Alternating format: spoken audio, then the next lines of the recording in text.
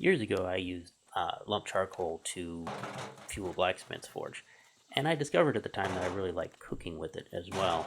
So I still use it, I still keep it around, and since I have access to basically all the firewood I could ever want, it makes sense also to just make it myself. So this is a very simple method. I'm just using an old worn out oil drum and a trash can full of white oak that's been split up.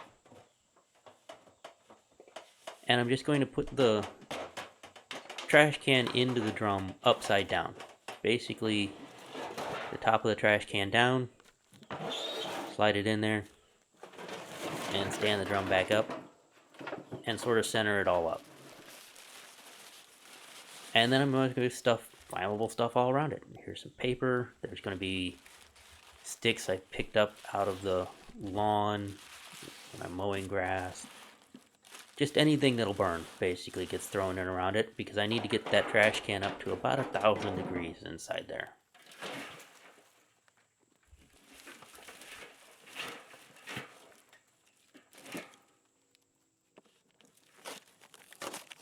The cardboard boxes are going in. There's even going to be some junk mail that winds up in this by the time it's all done. With scrap lumber from the shop. Basically all sorts of little stuff that doesn't have much other use. After about an hour, not even less than an hour, it starts roaring, sound like a propane torch.